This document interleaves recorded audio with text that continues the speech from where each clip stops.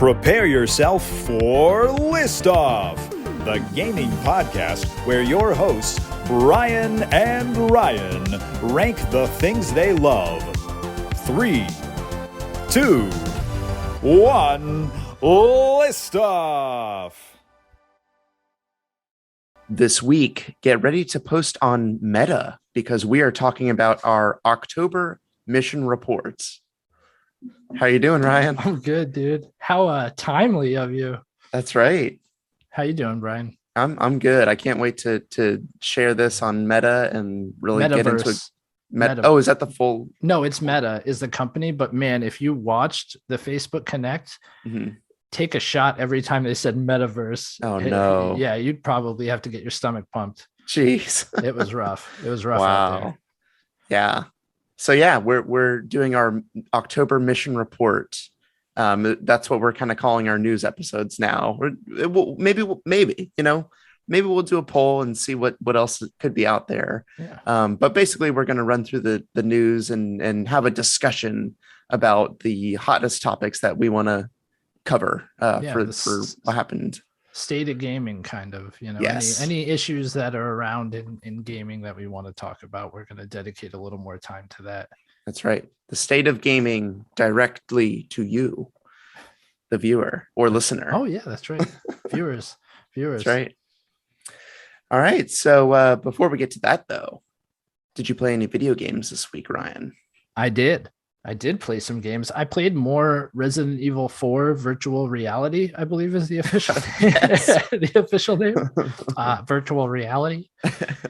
It's so cool. Gosh, I say that a lot, but seriously, there were a few moments in this game where I couldn't believe it's happening. I don't want to sound melodramatic or like I'm overreacting, but I played Resident Evil 4 when it came out on the GameCube. I played Resident Evil 4 on many different systems, and I played through it multiple times, and I love the game on a regular pancake game.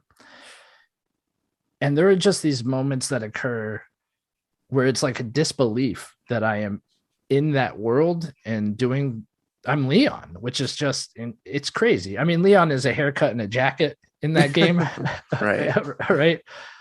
But, I got to the part where you defeat Del Lago and you come back and you're in like the waterfall area. There's a bit of a puzzle there and it's raining and the lightning's flashing.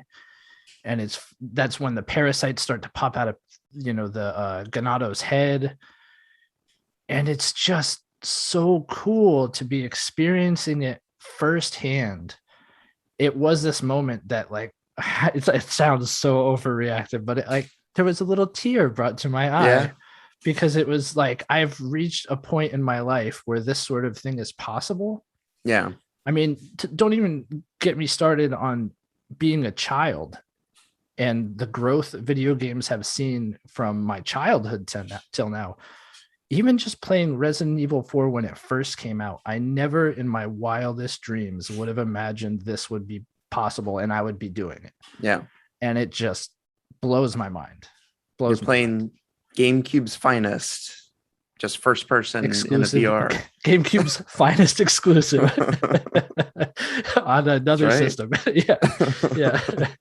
It really is just, it's a sight to behold. It almost sounds like you had a dream that you were in Resident Evil 4's world and a lucid dream. Right. Yeah.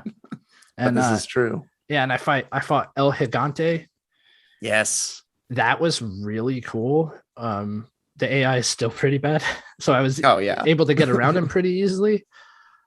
Could you move around way faster than what Leon can? It does seem like the movement in this, if you push the stick full bore, it's always running. Okay. It's not like there was a run button, I believe, on GameCube, right? Yeah. Well, so the thing that, I mean, just watching your little video of El Gigante, it was kind of cool because playing Resident Evil 4 just on the GameCube, you would run and then he would be behind you and you'd have to kind of turn. You could do the 180-degree quick turn. You didn't have to do that in VR. You just look behind you. Yeah. You could press backwards. You could be looking right at him and just hold backwards on the joystick. Right. And it is a lot easier, I think, for that reason. Aiming is a lot easier in this as well. You don't have Yeah. to stop to aim. I mean, There just are- like with the Wii, it was easier to aim. So like we're getting all these new iterations of it. Yeah. And the sense of scale in that fight was incredible, though. Yeah. He's a big fella and he's staring right at you. And it was intimidating for those reasons. I mean, even when you go up to his back and have to run up it, it is a cutscene to get on his back. Right. But as you're running up to like his back, it's just this huge butt in front of you. It's like, Yeah, in to your put face, man. one hand in his like trousers and Yeah. then the other on his little I mean, ham hock. you can just jump right in if you wanted to. It's right there in front of you. It's incredible. And Just just like boo, boo, boo, boo, boo, boo. You give him a little slap. Yeah, buddy. So the doggy helped me too, which was cool. Help the Yes. doggy, he helps you. What a Yep. guy. What a guy. Good boy. Speaking of good boys, the other game I played was Guardians of the Galaxy. nice. Good transition there, right? Well, there's a moment in the game where you run into Cosmo, the dog, the Russian dog. In Soviet Russia, Cosmo would not trust words of capitalist scum. Oh, okay. The one in the spacesuit. Yes, yes, Okay. yes. In like the collector's area or whatever from the movies. Right. He's in Okay. nowhere. Yeah. That's so right. You do go there. This game is constantly surprising me with how good it is. Right from the get-go. That's crazy. This It's- is not on my radar at all. It didn't get on my radar until last week when I was Right. talking about it. And I am so happy I purchased it. I'm thinking about halfway through the story, if I had to guess, just by what people say it takes to beat the game and where Yeah. I'm at. I do have it on PlayStation. I'm playing on PlayStation 5.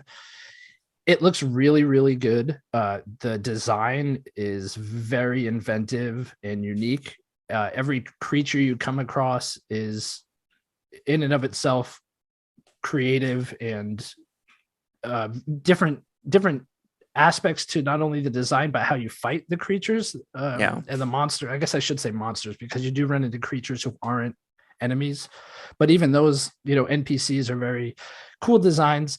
It's more comic booky within that world, but the planet design is phenomenal. And even, I mean, that first area that you go into, it's such an inventive idea of how this area is contained and how you get into it and what it is once you're inside of it. I don't want to give too much away, but if you're on the fence about getting this game, I would highly recommend it. I do not regret it at all. It only gets better as it goes on too, because the way the combat is done, it takes you a little while to get the hang of it, but also it doesn't really sing until you get some upgrades to the combat. And then it really becomes apparent that the way you can give orders to the rest of the crew, they all meld so well together. And depending on the enemy you're facing, there's different strategies of who to use and when to use them, and which aspects of your own upgrades to use and when to use them, like whether or not mobility is better or just raw offensive firepower is better. It's similar, if I had to make a parallel, to Final Fantasy VII Remake's combat, which I did a lot of that game predominantly using one character. When I entered battle, whether it be Cloud or Tifa or Barret, I was pretty much doing all the offense and defense with that one character and barking out orders to the other one. So to me, it was pretty easy to get on board with the combat system here. But the dialogue's phenomenal. A lot of circumstantial dialogue, which is really, really cool and witty. There's a point, I mean, this isn't a spoiler or anything, but you kind of, like any game, you can go off the beaten path for collectibles, right?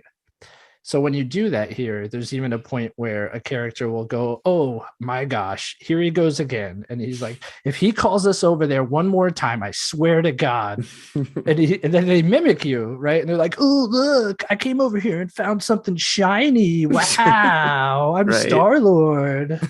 And it's like, that's exactly what you're doing when they say that. So it's really, really good. And I mean, it's just, they really nailed the characterization for each one of them. Definitely true to the comic books. And it is as all good Guardians of the Galaxy stories are, it is a very heartfelt story. And some of it plays out in flashbacks, and it's all very well put together, very well told. It's not a game to be missed, in my opinion. Okay. Especially if you like single player narrative story driven games. But has it Yeah. been better than the Avengers, would you say? Yeah. Yes. Yeah. 100%. Okay. Like no Absolutely. question.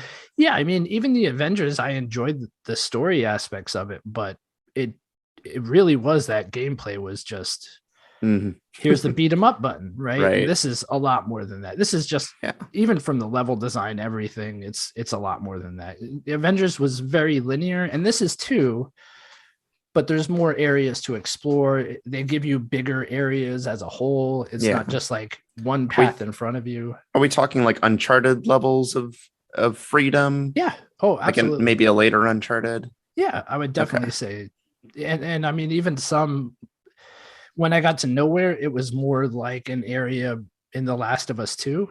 I see. It was that open in my like you could go into some of the buildings, you could kind of I mean, all paths eventually lead you to the objective, Sure. but there were a lot of branching paths that you could have taken through the city. Yeah. And even the side characters, oh my gosh, some of the best parts come when these random characters show up and they just it's hilarious. Yeah. So the tone, you mentioned more so the comic books. So do we borrow anything from the movies, or does it really feel like comic booky? No, I mean, a lot of the comic book stuff made it into the movie. So it definitely, there's a lot of parallels there as well. Yeah. Okay. Yeah. It sounds like a blast. It is. I really do want to play it now because that, I was burned by Avengers, that game that I got for free on multiple occasions now. Yeah. But this one seems like it might be worth it. So it's good to hear you're liking it. It is. Yeah. No, I don't want to talk about it anymore. I've done enough time for it, but have you played any games? I have played about a grand total of 20 minutes of Death's Door. I'm really liking it so far, but I just haven't had enough time in it. So I haven't gotten the full brunt of it at this point. Death's Door. Nice. So far, so good. But not much time is the only thing. So like I want to keep playing it. Maybe I'll play a little tonight or tomorrow. I love the video watchers will have a very pleasant experience right now watching Ryan just really delve deep there into the nostrils. Hey man, I'm just blowing my nose. Dude. That's good. I don't know. I have to blow my nose. I'm sorry. Very good. I'm gonna edit this out. Yeah, Death's Door. Good game so far. I want more time in it. It's very, very what do you want to say? I don't know. It's got a lot of polish to it. Yeah. Everything is very deliberate. Even just like the camera shake movement when you're shooting a bow it feels good. I am envious now. So one of the things I'm sure we'll talk about is it's getting released for both PlayStation consoles and Switch. But for PlayStation, they said we're going to be making use of the haptics. Right. So I'm a little jealous of that. I'm playing on the Me PC. too. So yeah, I'll be playing on my Well, you know what? If they introduce the PS5 controller stuff to the PC version, then I could connect that. But True. I don't know if they're going to do that. I mean, it does have Rumble on the Xbox controller through Epic Games, but that's about it. Yeah. So not the same. Yeah. But that is all I played. I didn't get to play any Rift Breaker, which I still want to get back to. Yeah. I had been wanting to get Death's Door because it's ridiculously cheap on Epic right now. So I picked that up. Right? So that was you get a $10 coupon on Epic if you connect to their like email service. So it was like $15.99 minus $10. So $5.99 for that game seems like a great deal. But yeah, I have a pretty healthy Epic collection now. I've bought this and Subnautica Below Zero, but I have like 30 games on that service at this point, just from free games that they're giving out all the time. Backlog games at this point? Probably half of them I'm never going to touch. I just got them because they were there. That's like PS Plus. Exactly. Yeah. So yeah, I don't know. The level of polish though on Death's Door, it really makes it feel puzzly, doesn't it? It's interesting the way they do some of the environmental puzzles. And I think it might just be part of the camera angle as well, it being isometric. Yeah. But thinking back to it, it's really like cool, kind of puzzly, everything is like a little tiny puzzle in and of itself. That's true. I mean, it feels like a little diorama. And yeah, like a kind of a, one of those little puzzles that you have to like look around it and see what's going on. Right. But yeah, I'm really digging it so far. It's not a long game, I believe you had said. So I'll hopefully, blast through that. I think you will. I think you will. Today also Civilization 4 is now available. So or not Civilization. What's Age of Empires 4? Oh yeah, that's right. That's the one I'm thinking. Civilization 4 has been out for probably like a decade. Okay, wow, great. Going back here. Yeah, Age of Empires 4 is the one I'm thinking of. I have never played an Age of Empires game, but I have Game Pass, so why not try it? Seems like it would be more up your alley than mine. Sure. Just by the and also PC is probably the better way to play it than Xbox if it's even on that. If you have a PC like yours, yes. Yeah. Not for me. Playing on my PC would be bad. Can you play Age of Empires 2 maybe? Maybe the first one. Maybe the first one. Yeah. Fair enough. If it came out like pre-2000. Right. All right. Well, we've got a lot of stuff to cover and we want to discuss as much as possible here. So shall we get into this mission report for October? Let's do it. All right. Here we are.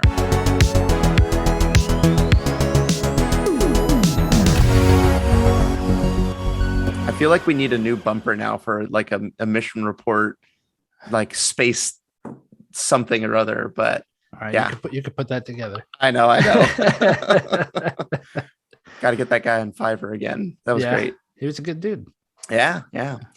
All right. So let's just, I guess like start what we have here and then just dig into the meat when we see it. Yeah. So Blue Point was purchased by PlayStation. That's great. Congratulations, PlayStation. You got a really good developer there. That's right. Now the real question is, are they working on Bloodborne 2? Exactly. That seems to be a hot topic, which oh man, it's a poor state of play. Oh, geez. Yeah, we will get to that for sure. Yeah. I did see a stat. I don't have it pulled up anywhere, but I remember the headline at least, that I guess they got a 20% bump in like interest, PlayStation as a company, for employment because of all these acquisitions. That's so they saw a lot of people kind of flocking to their studios now that they have acquired a lot more. So. And Microsoft actually came out and said, we're not done purchasing studios. Oh, so it seems gotta do that, right? It's ramping up. But two good ones with this and Housemarque. Really good.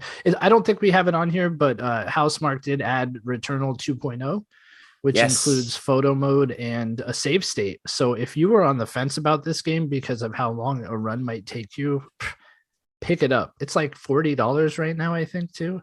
Really? I don't know, but it goes down. It does go. I have seen it pretty low. Yeah. This if honestly, sorry, go ahead. But if you're okay with physical versions, it's $35 used from GameFly. I know you're not, Brian, but people out there might be. $35. It's hard to argue with that. I just want to buy a license that is a permission slip to play the game. That's all I'm about. Yeah, exactly. I get it. Yeah, but that was honestly one big thing that, I mean, I was already going to play this game, but that is a big push in the direction of like, I'll definitely get it and put some time into it and not sweat it out when I'm like, I never have like an hour chunk to just like dedicate these days anymore. And if I do, I'm sacrificing like a lot of sleep to do it. So that's my life. But I put these games to bed. I don't go to sleep. I put the games to bed, buddy. That's right. That's how I get down. Did I mention I platinumed Returnal? No. Is that your first platinum? Of course I did. I mentioned that before on the podcast. Did you? Wow, my own co-host doesn't pay attention. Man. I'm 100% sure I mentioned it. I don't remember last episode, so. Yeah, I know. Me neither. I don't remember like anything. It was my first and only platinum to this day. So, wow. Nice. Worth it. It speaks volumes of the game.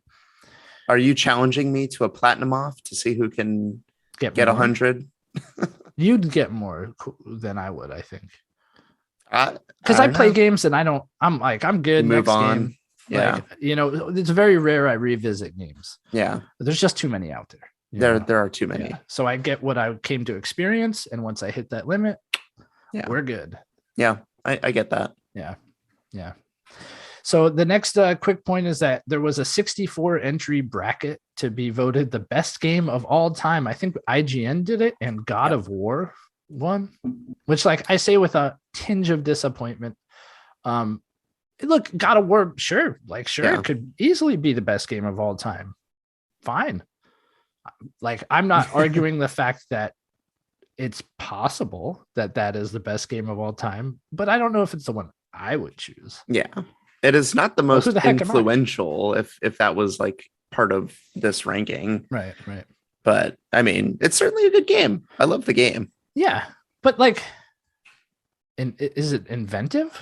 Like from a story standpoint, in that series it was, but like, I don't know. There are better choices in my opinion, but it's a fine choice. It is a fine choice. It's really hard to balance this kind of thing, just like with recency bias. And then also like, how are you going to compare God of War to Super Mario World? Like it's what? I mean, I think you missaid Super Mario Brothers 3. Yes, that's what I meant to say. Okay. Super Mario Brothers 3 Advanced World 2. Okay. Nope. That's it. You could have just stop right there. Yep. All right. Well, here's a big story, I think, if we want to talk about it. Yeah, we do. Nintendo Switch Online is getting an expansion pack. Oh, it's out now. It comes with if you buy Donkey Kong 64, you get this expansion pack. And they revealed the pricing, and it is a whopping $49.99 if you're just a single user a year, $79.99 for the family plan. So if you have 8 friends, that's the best way to split it. So each person, let's say, paying $10 a year to play N64 9 N64 games. Right. So in case you were wondering how this expansion pack works, you know how the top of your N64 always had that little compartment that opens? Yes. Apparently it's so the expansion pack can go in there. That's right. And then you can play these games. Yeah. Yeah. No. So this brings up a bigger topic. I think it brings up the idea of value in gaming. I had this whole speech prepared where it wasn't really a prepared speech. I fumble over my words too much for anything to be prepared. But Nintendo, I can't defend Nintendo, and that's not my purpose here. However, $80 split 2 ways is the $40 a year everybody was expecting. Right? Uh-huh. Do you follow me there? So even if you have one friend to split the family plan, it's still that $40 that everybody was anticipating. Now this all goes out the door because Nintendo screwed the pooch. Yes. And these are like some of the worst emulations of Nintendo 64 games. Right. It's bad. It's really bad. And you can't remap. Right. It's bad emulation in general. Yeah. These are solved problems that the larger emulation community have solved. Right. And I think that's where the biggest issue comes in. Look, these companies owe us no allegiance. They are out for our dollar. And unfortunately, we can't rely on them for anything. Right. The only thing we can do is vote with our dollar, right? That's it. We can choose to not spend it on this. And personally, I have not purchased it yet. I don't think you have either. Nope. Right? I'm just riding off your coattails with the with the regular online, which is not renewing in March, Brian. Yeah, so enjoy it while you can. I have touched it maybe once to look at a game and then said, I don't want to play this. Yeah. So, it just the issue I was going to address before Nintendo blew it was that a single game with a $70 price tag, people have no issue spending money on, right? Depending on the game, granted, sometimes people do have issue with that, but even for the $50 a year, it's $417 a month, and you get an expanding collection of games. Yeah. Like that's not that bad of a deal, really, if it was done properly, which it was not. And like you said, these quote unquote like amateur emulators did it a lot better. So I think it's not super fair to do that, and I said it, but the emulation community has had 20 plus years right. to delve into No, these these things. people are professionals. Like, right. Correct. And Nintendo has no incentive to put all the time and effort that I'm sure these people in the emulation community have. I think people are going to buy it no matter what. Yeah. And that's the biggest difference, is that the emulation community does it out of like a true love for the material. And Nintendo is doing it out of a true love for our money. Yes. And those are two totally different motivations. Right. And it is a shame that they are actively shutting down these people who are performing labors of love so that we can all benefit from it. Right. To make $1. But like, hey, what can I say? If you don't agree with it, don't get the expansion pass. Yeah, that's it. I mean, the things that I much rather support are things like the 3D All-Stars collection, where they did put some effort into it. I can't buy it anymore, but right.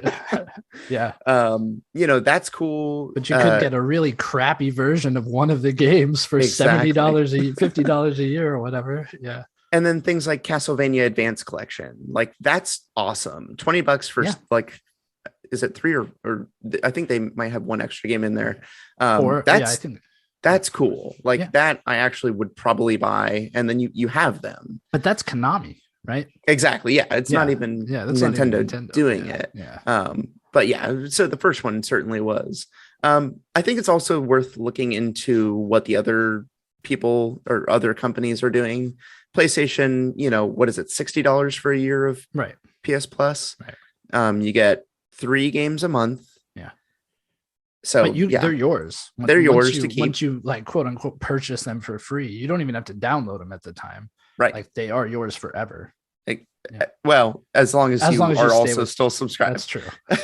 Yeah. And you get the online play and cloud saves and all that kind of stuff. So those are fairly equal. Xbox, same thing. And then certainly Game Pass is the most expensive option, but I would argue has the greatest amount of value. Yeah. But it is significantly more expensive. So you kind of have to weigh all those things together. Yeah. I mean, I think this, if it was done correctly, I think it fits in with the other company models. Like it's coming in cheaper. Right. And yes, it has like a limited starting library, but growing that would be the most important thing. The potential's there though for this service, but they did it wrong. Yeah. So if they had started with Diddy Kong Racing, absolutely, this would be a completely different story. But 100%. Here we are. Here we are with Mario Kart 64. There is a bigger question too, and I'm curious of your opinion on it. Of what do you think of the idea of time spent in a game equaling whether or not a game is worth it? Like the value of the game based on time spent playing. Right. I don't subscribe to that really at all. Yeah, same. Because I've gotten great experiences from a 2-hour game. Right. And I've gotten horrible experiences from 60-hour games. So it's, I don't really see that. And it's even hard comparing video games to like movies and like, oh, well, it was 2 hours for $20 or whatever. Like these things are so, I mean, I think interactive entertainment like far surpasses most other forms of media for me. Right. That's where my time goes. But yeah, for me, it's more about just like the quality of time rather than the quantity of time. Yeah, I would agree with that mostly. I think there's a limit. I do think that personally, I probably wouldn't purchase a 2-hour game if it were $70. Right. But if it were a 6-hour game, that's plenty of time to tell a great story. Sure. So, I mean, Metroid Dread is a great example. I think those $60 were very well spent for those 8 hours. Yeah, no, I agree with that. That is a good example. Even, God, I'd hate to say it because most people would disagree, but for me, like Resident Evil 3, people say, oh, don't buy it because it's only 6 hours. Well, to me, it was a very, very entertaining 6 hours. And I did not regret purchasing it day one.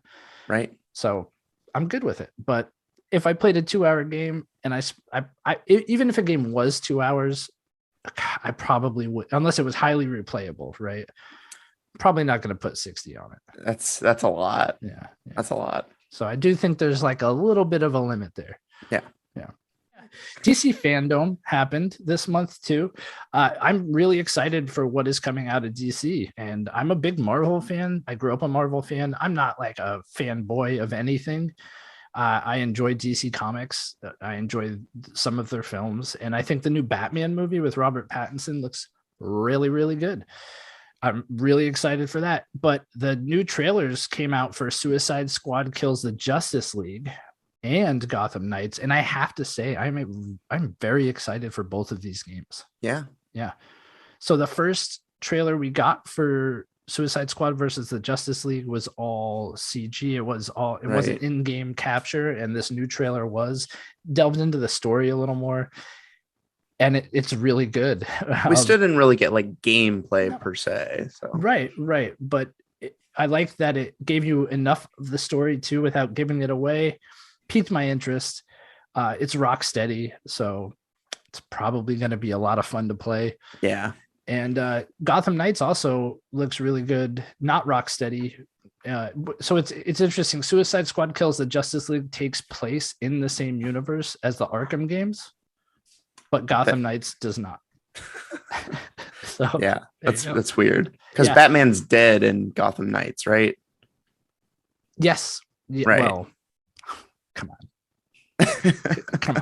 Well, hey, if the Suicide Squad kills the Justice League, maybe he's dead in that too, isn't he? I have no idea. Yeah. Did they say that? Well, I don't know. Okay. But like it takes place in the Arkham universe. Yes. So does Batman die in the Arkham universe? I can't remember. Am I spoiling something here? I can't remember. Okay. It's been a while. Anyway, we'll move right past that. Okay. That point there, because I think he knows, and I just spoiled. Oh no! Yeah, that's an old game. 2015. Yeah, right. Nope. Play the game. I haven't.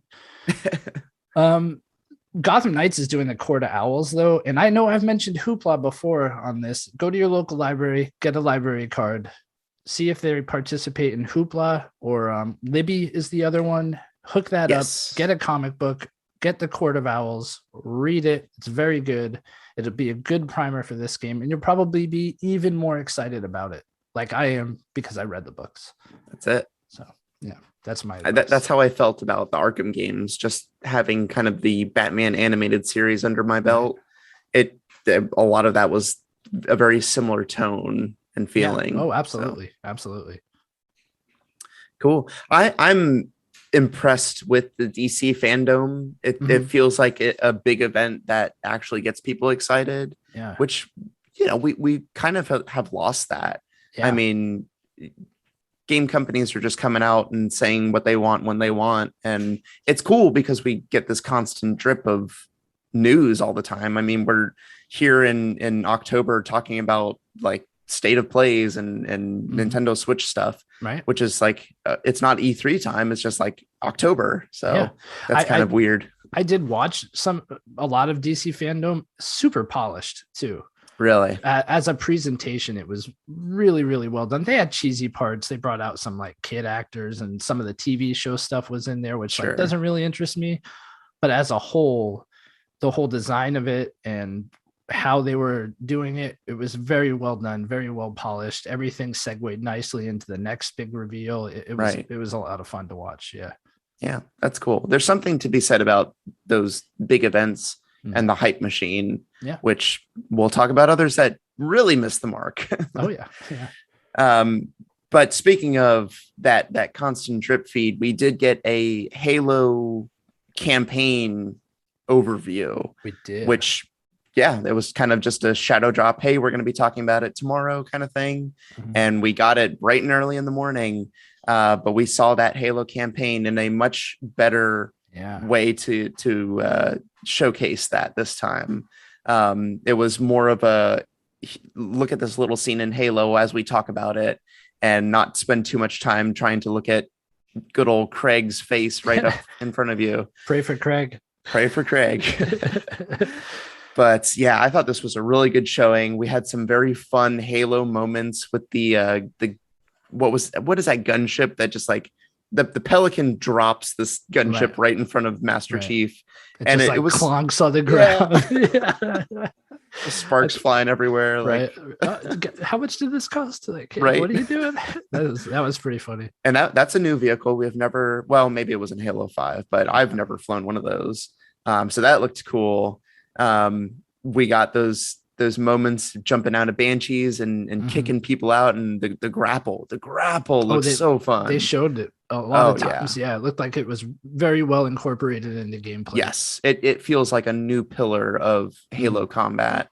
Halo's always done, the two weapons and grenades and special items, and now we have a grapple that it seems like it's kind of in the multiplayer. You had a couple uses of it, and that makes sense to be kind of a single use item, but here it looks like it's playing a much bigger role, and I'm very excited to see what they do with that. Yeah, between this and the open betas and the closed betas, I am so much more excited for Halo than I had been prior to this. Totally. It was not even on my most anticipated games list, I think, and right. I definitely regret that. It looks really, really good, and the gameplay trailer made it shine. Yeah, and they did show Craig. They did, yes. He looks a lot better now. He looks a lot better now. He looks like he's been eating right. Yeah, exactly. Yeah, getting sunshine, lots of vitamin D. Looking good, Craig. And I think, at that point last year when they were showing it running and people were pretty lukewarm on it. South. I'd say people were sour. Yeah, people were really sour and kind of threatening, which is bad. It's bad. Don't do that. Yeah. We have had hands-on with this game at this point, and we have felt what it feels like to be in that world. And I think that is like a crucial point, that it was really good of them to get ahead of that and showcase that.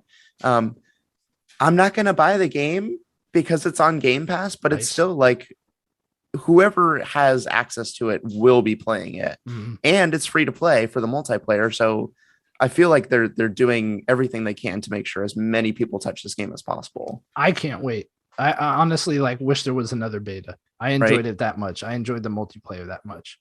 Yeah. And I'm not a first person shooter guy. Sure. Yeah, it was good. This is good. Well, month and a half and we'll be there. I know. Can't wait, buddy. Yep. Absolutely. Early Christmas. We'll have to wait a little while longer for that co-op campaign, but that's fine. Yeah. This is Spartan 117. Can anyone hear me? Over. Isolate that signal. Master Chief, you mind telling me what you're doing on that ship? Sir, finishing this fight. So the next bit here is there was an Uncharted trailer. This is like Brian's month, dude. Like seriously. Yep. So yeah, people seemed a little lukewarm on it. There were mixed feelings. Really? Yeah, I didn't even look at the discourse. A lot of people thought Tom Holland looked really young. He did. Yes, he did. He did. And honestly, Marky Mark is really young for Sully. Yeah. So I think they're future building here. That's how I would have exactly what they're making. Especially in the trailer, they alluded to his brother, who's, if I had to bet, not going to show up in this movie. And if he does, it won't be till the very end, like post-credit stuff as a teaser for the next one. But yeah, of course, in stuff like this, the CG, like all the fake scenes where he's like falling out of a plane. Yeah. It's very early. There's still time to work on that sort of thing, right? The movie's not dropping anytime soon. So that's the sort of stuff that'll get polished out. I'm not concerned. I think it is February. Yeah. I mean, I'm sure they're not finished with it yet. No. But man, I mean, I don't know what people want, because Uncharted, for all intents and purposes, is very derivative of Indiana Jones. Right. And what did this trailer make it look like? Like a globe-trotting treasure hunt adventure with lots of big set action pieces. What are Uncharted games? Yeah. Exactly that. I think the tone is really what people need. Yeah. And I feel like we got that in the second half of the trailer, because Nathan Drake needs to be kind of a wisecracking guy. That's like part of who he is. Oh my God! I shouldn't have come out to play with our big boys, Ian, because you're about to get a proper Scottish welcome. What? And there were a couple of times where that occurred. So that gave me a little more hope. And the first part of the trailer felt like a kind of a generic action movie. Right. Like if you don't know what Uncharted is, this just looks like why am I watching this? It's just like an action movie that doesn't have any teeth to it. But Yeah. for those of us in the know, I think it was hitting a couple very important parts. Yeah, I think it did start to feel like Uncharted, which was good. Yeah, no, I'm optimistic. I won't even say cautiously optimistic. I'm very I will say I'm optimistic. optimistic about this movie. Yes, Yeah. I am So, too. Are we gonna go see it? Yes, I think so. I think we'll this will Do be the IMAX? one of the first movies I'll see since Star Wars. Yeah, which we saw together actually. Right, That's funny. Yeah. So no, I'm down. I just one last point. I think you're absolutely right. I think this is Tom Holland's going to be he's going to be Nathan Drake once they get like 3 or 4 movies under the belt, and we won't even question it anymore. He'll be Nathan Drake for the movies, and that's really cool. The one downside is he's not getting any taller. He's not getting any taller, and he's not getting any older, it seems. It seems that way. Yeah, it does seem that way. We'll see. All right. Well, speaking of those bad presentations, I'm going to go ahead and say that the State of Play was a bad presentation. I had 0 things that were interesting to me in this. Oh man. 0. Yeah. Well, I really liked We Are OFK. No, I'm totally joking. I was like, wait a minute. What is this right now? I popped in and out, and I popped in at that point and I was like, oh geez, this is not for me. Maybe it's for someone. Not the right time to pop in. No. No, I actually think Little Devil Inside still looks good. The survival aspects they announced kind of turned me off a little bit. I just wish it was more third person action-y RPG. I could do without like you have to camp and you have to eat and you have to do all the like that just to me drags that type of game down a little bit. Yeah. But it's gorgeous, really adorable. Sure. Very cool art style, which always piques my interest. I think Sony has to do a better job of setting expectations with these. Right. People were talking about Bloodborne 2, Metal Gear Solid remake, by saying we're going to focus on third-party titles. That leaves a lot of stuff open-ended. And so what could they have said? Like, this is an indie showcase? Yes, correct. Okay. They need to just, and I talked to the Intergalactic Pinecone on Twitter, who has his own podcast. Definitely, that is a great name. It is. He's a cool dude. Definitely go check out his podcast.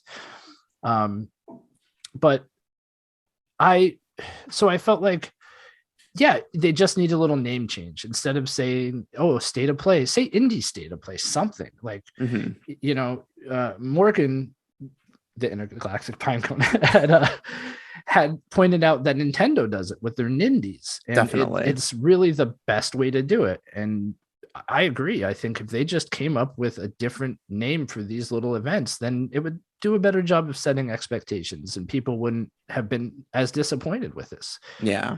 I just think that was a big ball drop on their end. And I feel bad because a lot of those games you could tell were like people put time into it. And these are, 100%.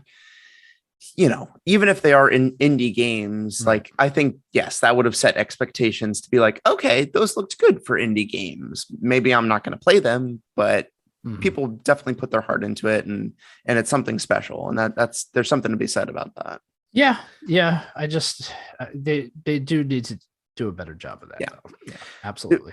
So when Nintendo does their Nindies, I think like, okay, these are going to be some independent games and maybe I'll see 1 or 2 things I like. And yes, that probably would have made the difference for a lot of people. So yeah. Oh, well. So, I mean, you could probably talk about the next one too. It's not really something that I play. That's fine. So Overwatch, one of the characters, McCree, was named after someone who was involved in a lot of the alleged like sexual assault and just like just a lot of bad stuff, mistreatment of women and people of color in Activision Blizzard. And one of the characters in Overwatch was named McCree after this guy. And they have renamed him Cole Cassidy and gave an in-game story as to why that happened, which is cool. Completely sidesteps the actual issues that are in play, and it just seems like they're hoping to not have to deal with anything that is an actual problem. Yeah, they're throwing a band-aid on a 3-alarm fire. Exactly. That's right. Yeah, really not doing much there. But, not doing much at all. There are several steps that they missed in what needs to happen in that company to get the culture where it needs to be. And it just, it's disappointing that this is kind of one of their solutions. It's something. I mean, hopefully they're working on more behind the scenes, and this isn't a negative thing to do. It is trending towards the positive, but there does need to be more. And I know that the developers, especially people of color and women, fought hard to make this happen. Yeah. So it is a victory in that respect. So a step in the right direction, like you said. Right. So after that, the only thing left to say, no, I'm kidding. There's a lot left to say is God of War is coming to PC. So Brian's happy. Yep. You were right. God of War. This is a Brian month. Yeah. This is a but Brian now month. I will get to play it. Man, I wish I had an ultra wide monitor sometimes. But yes, this will be glorious to play. I, playing on the PS4 was a very enjoyable experience. Mm-hmm. It was a fantastic game, as evidenced by its best game of all time accolade. True. Yeah. But I think I will be able to really see the difference and then realize how much of a peasant I was to be playing this game on a PlayStation 4 in the past. Yeah. So yeah, that's exciting. January. Yeah, I'm gonna step into and handle the next one, because just to continue it being a Brian month, he also revels in my misfortune. So Advance Wars remake was delayed to spring 2022. Yeah, so that felt like it was going to happen. I mean, it was just because it was a December game. Like, right? I don't know, but they had Metroid Dread. There's definitely a window there. Yeah, but I mean, they have Mario Party is like tomorrow. Okay, wasn't let's there be one real here? I mean, I think they're hoping to sell a good amount of Mario Party. I agree, and I think they will sell a very good amount of Mario Party. Wasn't there one other game in between now and when Advance Wars was coming out, or am I mistaken? Oh, I don't know. Yeah. Anyway, I mean, that's the slate. I feel like they have enough holiday games. I mean, Mario Kart still exists, so they're certainly going to sell a lot of copies of something. Mm-hmm. Yeah. So this is sorry. Nintendo is resting on their laurels. I think is one big thing right now. Yeah. And we've got this huge breath that we're sucking in for Breath of the Wild. Right. I will say there is a narrative that Nintendo is resting on its laurels. I also think that it was very well publicized. They were affected more than a lot of companies when it came to COVID.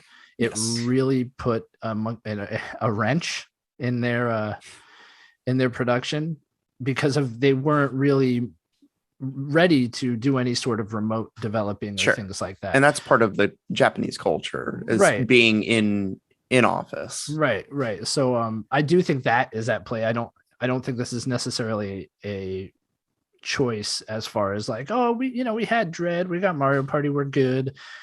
They are continuing to work on this game. They've said as much. I think they're trying to make it a little more friendly on the competitive side of things. If you want a really good primer on these games, the Side Questing podcast, Eric from the Side Questing podcast put out a good episode just this week about the how these games, how the mechanics work, and kind of a brief history of them. So I think that's definitely worth your time before this game finally drops in the spring. Yes. But yeah, disappointing. However, delays are delays. In today's gaming landscape, it happens with many, many games. And as long as the product comes out better, we're good. We're good, Nintendo. You could rest on your laurels. They're really just, it's really tricky making a 2001 game really shine today. I'm being mean, but you are. But there were a lot of balancing issues to be fixed. So if they were, see. If they wanted to be anything that people will legitimately go play online, and everybody's not using the same character, sure, then I think it's worth doing. Yeah. Okay. Fair enough.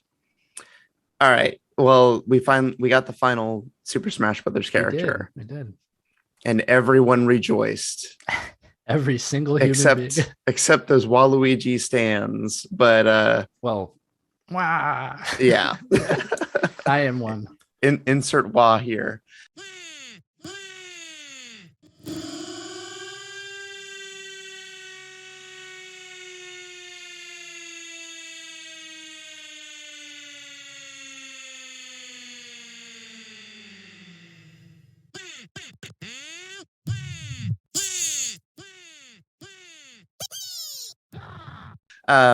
Sora from the Kingdom Hearts franchise, which I have zero familiarity with, No, I'm with is the final character. I know this is huge. This is a huge character for them to have. So great, good for them. I got my character long ago, so I have been happy for quite some time. I will not be purchasing any more characters, and please respect my decision. I will. Thank you. I will respect your decision. I will also be buying 0 more characters. And I also have no familiarity with Kingdom Hearts. Yeah. So congrats to everybody who's a fan.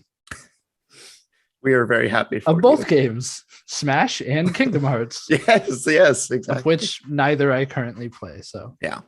So you have Ultimate, right? I did. I don't anymore. Oh, wow. Okay. I don't think Gotcha. I do anymore. Yeah. Do you think they will make a Super Smash Brothers Ultimate edition that has all the characters? Yeah. Yeah. And they probably will call it that because they're Nintendo. Ultimate. Yeah. No, that's a good one. Yeah. So speaking of the side questing podcast, he also recently talked about game preservation. In relation to the GTA remasters, which he brought up a lot of good subjects. Definitely go back and listen to his episode on it. I think now we know more than when he made that episode. And man, I will be damned if Rockstar is not doing a really good job with these remasters. It's very surprising, actually, that they are not moving anything back into games where it didn't exist. Things like drive-bys I don't think those were possible in GTA 3 as a driver. I think Vice City was the first time, and it was really rudimentary what you were doing, but right. Yeah. And you still can't do that in GTA 3. They're not like putting planes in GTA 3 because all you had is the dodo. Yep. So you will still only have the dodo. And I think that is really important. They're staying true to what the product was when it was released and giving it the best kind of upgrades. I think the controls upgrade is necessary. It probably would not be playable. It would be a pain to learn how to play it and then go back to any other modern game. So it is good that they're updating that as well. Remember the aiming and targeting in GTA 3? Yes, that was bad. Yeah. At the time, it was like, it's just what I did. Oh, yeah. But we knew it was bad then, too, though. That's the thing. Yeah. So the good news is that if you have PS Now, you are getting GTA 3 included that month. So, and if you have Xbox Game Pass, you are getting San Andreas. So I actually may sign up for a month of PS Now. Oh, nice.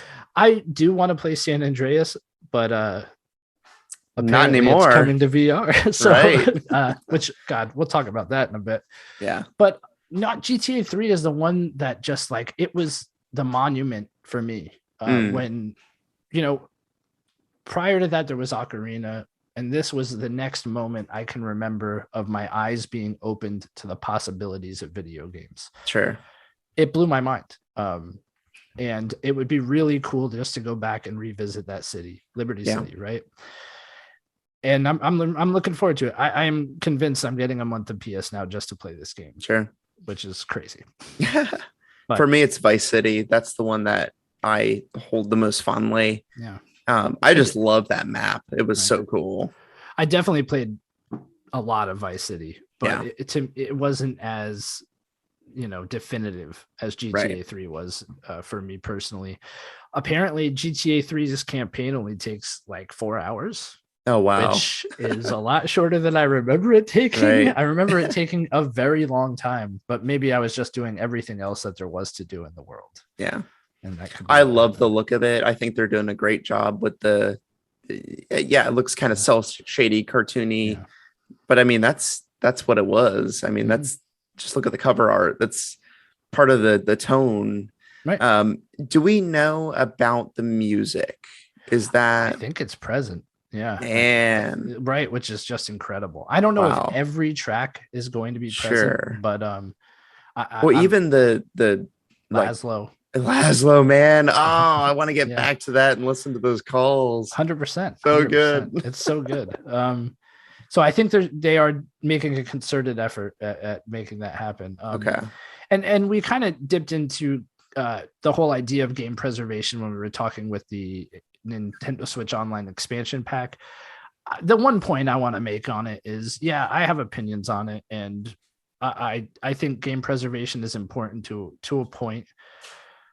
These companies, man, like I said, they're not here for us. Like they don't care. You know, unfortunately, we cannot rely on them to preserve games. They want money. That's what they're after. So if they see a younger audience where they could sell millions of copies to them just by updating these old games and changing everything that the original game was, I'm willing to bet they'd do it. Oh yeah. Yeah, it's unfortunate, but it's just what it is. Yeah. I mean, I think we are going to get to a point where we have legit historians of video games, kind of like we do with, certainly books and movies. I mean, there are the Criterion collections of these things, and people want the most preserved, most original cuts of film. So why not also have that for video games? Yeah. It gets a way trickier when we're talking about things like Fortnite and Apex and things that evolve and don't even have a real entity about them. That's like, you're never going to be able to just download a copy of Fortnite and that's going to be the thing forever. Well, World of Warcraft, actually, damn Blizzard for everything they suck at, but like they listened to fans after years and years and years and came up and built World of Warcraft Classic, where you could actually go back to the original game. Yeah. Which is something, so it's not out of the question, but as of right now, you're absolutely right. Like the original version of those games don't exist. I mean, like you said, though, that's all fueled by money. They know they can get more money for playing on that nostalgia. No problem. Yeah. Nintendo is certainly guilty of that. They just sometimes cut as many corners as possible to get there. Absolutely. So speaking of game preservation, many people are up in arms about Resident Evil 4 VR because it is censoring out some of the, more derogatory, womanizing lines from characters like Luis and Leon. Mm-hmm. And people are saying that affects game preservation. How do you feel about that, Brian? I'll put the impetus on you to begin with. Sure. So that's a good question. I feel like we have all of the Resident Evil 4s that we could ever want. All of those exist out there. I think that there is something to be said about modernizing and getting rid of things that progress has shown has no place in our culture anymore. I think that's fine.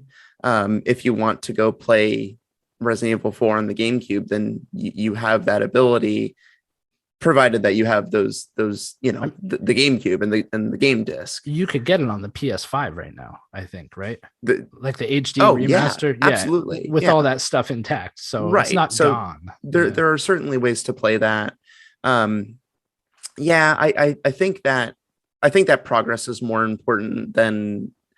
So if they did, I think the problem that I have with like the GTA remasters, and I think I said this to you offline, if they are completely taking it away, like if that was a digital only and they take that off the store and replace it with this, right? I don't really like that.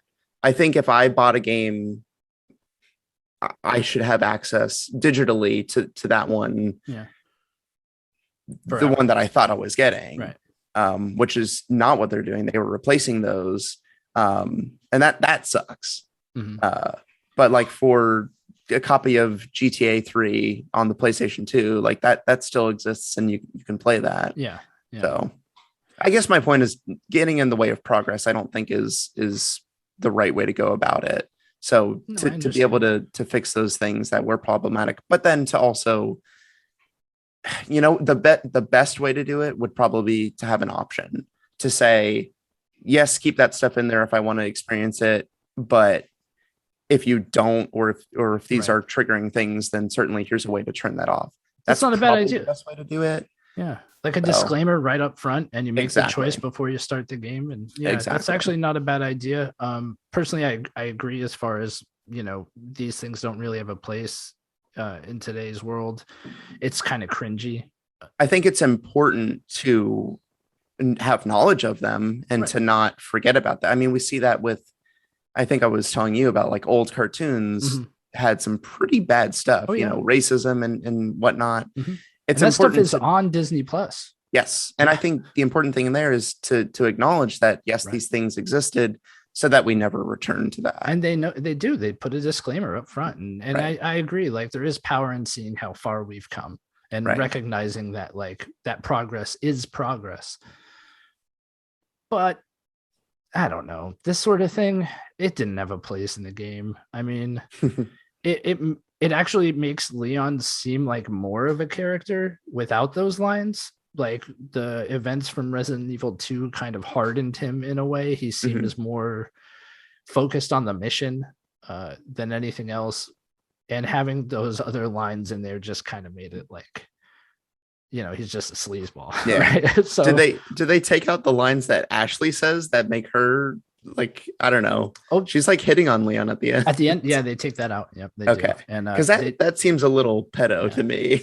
yeah. Where she's like, "How about we go back to my place?" Right. She basically says to him, like, yeah. That was just weird. I think Leon doesn't ask Hunnigan on a date either. Right. Which, like, drop the ball on that one, Leon. No, I'm just kidding. But yeah, no, I agree. I think it's tough. Where do you draw the line? But an example like this, Resident Evil 4 is everywhere, currently still everywhere. So having a version without that stuff isn't the end of the world, in my opinion. It's weird to me that they chose this one to implement that in. Maybe it's just because it's the newest one and they're trying something out. But yeah, I don't know. I'm not sure.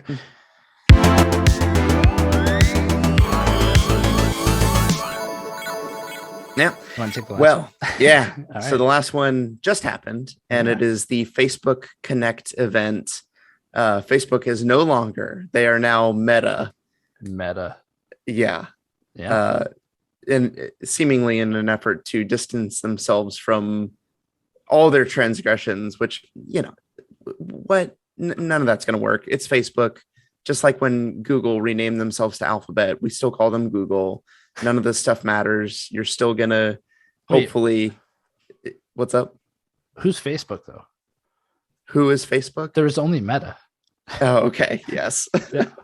I've already forgotten. Exactly. The app on my phone is called Meta now. Yeah. I don't know. I don't think they made the change yet, right? I mean, not in any real sense. I don't think they will. I think it's just for show. Yeah. I think Meta is the conglomerate, and then everything stems from there: Facebook, Oculus, Instagram, WhatsApp. Yeah. So another name that is dying is Oculus. Apparently is changing too. They're going to get rid of the name, the Oculus namesake. I don't remember what I was trying to look. Poor Palmer Lucky. Oh, right. He's like, wait, wasn't he a bad guy too? I forget. He did something sleazy. I'm sure. Rich people. Am I right? Yeah, that's it. Yeah, hold on. The Oculus brand's coming to an end. They're retiring the name, but it's going to be part of that Meta, and it's going to remain deeply embedded in how Meta will continue to drive mass adoption for VR today. That's a quote from Bosworth. He sounds like a villain. That is the most executive name I've ever heard. It's a linebacker, dude. The Boz, right? Ah. Andrew Bosworth. He's the company's next CTO. I don't even know what that means. Chief Technical Officer? Technical, yeah. Yeah. So anyway, they dropped this metaverse idea a ton during the Facebook Connect, like I mentioned earlier in the episode. The metaverse, to the metaverse, in the metaverse, the metaverse, in the metaverse, the metaverse. I have to say, man, I am not a Facebook, excuse me, I am not a meta apologist, but I don't care what their motivation is for doing these things, whether or not it's an attempt to erase past transgressions or it's to try to paint themselves in a more positive light. But some of the things that they are doing, or at least saying they are going to do, are very, very positive things. I am not a fan of the Zuckerberg, who is 100% a robot. Go watch Facebook Connect if you weren't convinced, because you will be afterwards. The acting in this Facebook Connect is special. But they talked about building an economy with a virtual marketplace, with VR and AR, and they talked about giving power to creators, even individual creators, and selling those things on a virtual marketplace. They brought up really interesting ideas of how you currently purchase DLC for a character in game, and you only really get to use it in that one game. And the way they want to tie it in their like gaming aspect is that if you purchase something for your avatar that another user created, you get to bring it into wherever you want. If it's a hat, a shirt, whatever, you can wear it. Right, horse armor. You can wear it in any game that has horses. Okay. But I think there's just a lot of, they talked about the potential for business, education, and social VR all being melded together. And it's basically everything that we talked about in our top 10 uses of gaming tech episode. So go back and listen to that if you haven't already, because I am a big like supporter of VR being the future. Man, words, right? And I do agree. Like, I think the potential is there. And it's one thing we said in that episode is that there's just not a lot of development for it. So Facebook, excuse me, Meta is putting up $150 million of their own money to help developers with developing educational applications. Did they find that under the couch of the Facebook offices? In the virtual couch of all things. Okay, gotcha. Yeah, right. It's like chump change to them, but still, I think it's powerful. Like, there are not a lot of educational apps out there. And the example they use is like, what if you could go to ancient Rome and hear the sounds and see the sights and like watch, I don't think they said the Colosseum, but watch it being built. And it's true. If you've experienced virtual reality, like, there's a lot of potential there to see these things firsthand. And there is a certain amount of retention, a greater amount of retention when you witness it, like you're experiencing it in real life. And they're really leaning into this being the future. I mean, he actually came out and said that they are fully committed to the metaverse and the creator and developer ecosystem. So they're doing a lot to support development and creation within their platform. And I do think that the potential for a lot of good is there. They even said they, currently, and granted, they're beating their own drum and it goes hand in hand with everything I'm saying about companies wanting to make money, but they do say they sell things at cost, and most of the profits do go to developers. And I think a lot of that is true. I mean, the Oculus Quest, when it was priced, people are like, how could it be this cheap? They're not really making a profit. They just want to get their thing. Data. But that's just it. They're making profit in other ways. So I was going there. Like, that is the bad, right? Very bad. They're getting your everything, your online presence. They did mention that they're going to develop where you don't have to use your Facebook profile as your Oculus, your metaverse profile. Oh, okay. So you could use a different account. You could create an account specific to that. So there is a disconnect there to like your personal life, which I think is good. That's important. But beyond all this deeper educational and business potential there, and there was a lot on the business side of things, definitely recommend people go watch it themselves, especially if they're on the fence about getting into VR or the future of augmented reality. But on a gameplay standpoint, they talked about Blade and Sorcery was a big VR game for PC VR. There's a Blade and Sorcery Nomad that is being developed for Oculus Quest 2. And then the biggest news is that GTA San Andreas is being developed for the Oculus Quest 2, which I don't know how they're going to do it. Like, idea-wise, super cool. Execution will matter, because how do you drive and fly in VR without getting motion sick? Well, I mean, they had first person modes for GTA 5, so I think that's the way you implement the change in perspective. Mhm. As far as getting sick, I don't know. I mean, flying is easy. You're not moving. You're just Well, that's true. so I think that, yeah, I feel like vehicle stuff would be easier than like the head bobbing movement of Right. of that. You know, I do have to say too, sorry to interrupt you. RE4 VR doesn't have head bob, and I think that really helps with my motion Yeah, sickness. that seems like a good thing to just switch off immediately. Two things. So Facebook Meta, excuse me, they're trying to create the Oasis. That Right. seems to be the goal. Definitely seems that way. Yeah. How long until they start giving away equipment like the Oculus? And then my second point is, how long until we experience the Kingsman movie where the headset kills us all and we start killing each other and fighting each other because Mark Zuckerberg flipped the switch where we attack each other? So I really don't think it's that bad. Like, Okay. obviously they want something, right? Yeah. They're not just doing this for the benefit of all. But I'm just being very cynical about it. I'm sorry. No, you're fine. They just right, not to get into economics, but people understand there's the idea of profit and quantity, right? So they're going for quantity, not necessarily profit. I think in the long run, they see this being in a lot of households. Like, more, I think honestly, they're playing the long game, and I think they end up seeing this being the next big thing, bigger than console gaming, and they see it selling hundreds of millions of units and being a part of the way people do business in the future, not just gaming. They're not looking at gaming. They are looking about integrating this into schools, into, like I said, business, and then into gaming on top of it. So they're not making a ton of profit off of purchases, but they're making a little bit, and they're going for a lot of purchases, right? Sure. But they're also selling your data. Yes. Yeah. And I think that's the real big problem that a lot of people are going to have and won't be able to get over that hump.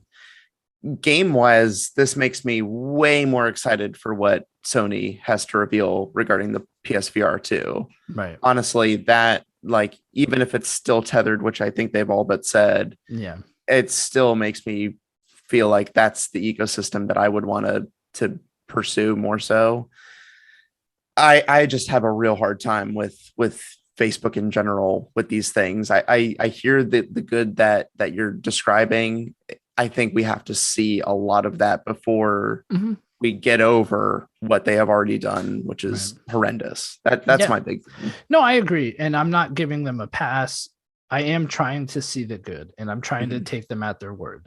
Sure. So don't take it from me. Watch, like, of course, they're trying to be very positive during this. Like, they are selling you the future. But I would recommend people really go watch it. If this were coming from any other company, right. I feel like I'd Definitely. be like, if Disney were doing it, Right. I'd feel a little better about it. 100%. 100%. Because it's one of the worst companies in the world that Absolutely. has severe breach. Like, we just got over, like, Facebook shut down for a long time, and they're not good. Was very vulnerable for a while. They are not good. It's very scary. No, it is very scary. But, like, look, we live in an age where, like, I think this is unavoidable. Like, sure, if you don't have a Facebook account, which most people who have a problem with this probably have a Facebook account. But if for some reason you don't, you probably got an Instagram account, right? I just think, like, we are reaching a point where it's not a matter of oh, I won't have these things because the company's evil. It's like, no, all companies are evil, and you can't avoid having these things. So I think it's just, you gotta, like, accept that this is gonna be. And I know that sounds crazy, but, like, what can we do about it, man? Yeah, I mean, Yeah, I mean, I don't think resigning ourselves to our oppressors. And I'm not. I know, God, I know. That's so I know, bad, dude. I know, But it I did know, sound I that way. know, It did I sound know. that way. So hear me out, Yeah. because and that's the thing. I Like, guess if hold on. I do want to interrupt you Okay. because I'm not resigning myself No, I to know. any oppressor. I just don't really give a damn. I will say Uh-huh. that. I almost So used some your choice data's words. already gone. Like, what's done is done. I don't and care. Like, am I doing anything terrible that like, no, like whatever, dude. I don't care. Fine. Like target ads towards me. Do whatever you want. Like, Oh my God. don't take my money. Like, I just don't really care. Uh-huh. Like, what are you gonna do? I think that's a slippery slope. It feels I think don't you're want to probably get right. I don't want to get too into it because I don't know. What I wanted to say was, if Apple were saying this, who has always been at the like, we will not do anything with your data. No, we're not going to hand it over to the FBI. Like, I feel like they are a company that is very staunchly against any sort of, what's the word? Like, we care about your security. And yes, that is another, like, one of the biggest companies saying again, don't worry about it. We got you covered. But they also haven't had like these severe data breaches and like in election influence, like all of these really horrible things. Right. No, I get it. And it's not, I'm not saying this, like what I was saying wasn't directed. It wasn't about Facebook. It's just that like Amazon, Facebook. Oh yeah. You know, Google, Microsoft, like every Apple, single everything. Yep, like yeah. I have a presence online. You have a presence online. Everybody has a presence online. And I can guarantee you that half of those companies are getting this data and doing whatever the heck they want, selling it to whoever's going to pay. It's just like, it'd take a lot of effort to avoid that. Yeah. That's the point I'm making. I'm not making, it's not because it's Facebook. Like, look, Facebook's terrible, dude. Yeah. You're not, no argument here. But I'm just saying, in general, I don't. Can you keep it down? My Google Home is in the other room, and they're listening right now. So. I apologize. Alexa, I hate you. I have Alexa. So that's what I'm saying, right? Like, you know, you see all these, people find out their Alexa records them. Well, yeah. Like, if you get an Alexa, you have to make the assumption that's happening, right? Yeah. Like, I guess I'm not resigning myself to anything. I'm surprised. Being flippant. No. Okay, This isn't directed. Like, I think most people listening would think that was my stance. I just like, I think it's to what the effort it would take for me to avoid this happening. Oh God. Is not worth it. Yeah. Like, I can't go off the grid, you know, like I'm not a survivalist. Like, I just think it's not possible in today's society, man. And it's unfortunate. It's not right. Right. But that's what I'm left with. It's where we are. Yeah. Yeah. And we kind of very quickly got here. Yeah. It's kind of scary. I mean, yeah, if you were to ask me, do I think that Facebook is James Halliday, or do I think they are IOI? Right. I definitely don't think they're James Halliday. You know, did you read Ready Player 2? I have not. Oh man. Why was James Halliday a bad guy? Oh, don't spoil that for me. I'm not going to spoil it. I mean, it's kind of the conceit of, or the beginning of the first book, or sorry, the second book goes into it pretty quickly. Some stuff. Oh man. But you have to what I'm saying? You have to read the whole that thing. Everybody's bad and you can't get away from it, and it really sucks. But like, don't think about it. I don't know. I'm kidding. Like, and I'm sure people disagree with me. So if you do, let me know on Twitter or Instagram. We're on, the links are down below in the show notes, but we're on Instagram at Listoff Podcast, on Twitter at Listoff_podcast. And leave us a review wherever you get your podcasts. But you know, don't judge us on what I just said. And I feel bad for painting this. Yeah, that I know that you are not, dude. Yeah. We're cool, buddy. Like, no, I wasn't offended. And because I've done the same. I have all these things too. I have a Facebook, I have an Instagram. I have, like, all my data's out there. It's the way of the world. Oh no, you know, I don't think you didn't make me feel like I had to explain my point. I guess just my point made me feel like I had to give it this deeper explanation, because I don't want people to think that I'm just like, hey, whatever, man. Like, come on, Facebook, take it all. I'm not. I just think like it would take severe effort to avoid this from happening, and it's not just Facebook. Yeah. So like, I don't really care. Like, fine, Right. I'll buy an Oculus because like, so what? They'll have just the same stuff they get from me being Well, on that's the Facebook. thing. If On Meta, yeah, excuse me, Meta. you already had that account, so like nothing extra was done at that point.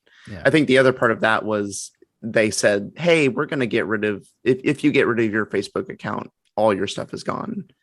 Yeah. And you can't get it back. Right. Right. So. Yeah. If you get like kicked out of Facebook, you're done. Oh yeah. Yeah. Yeah.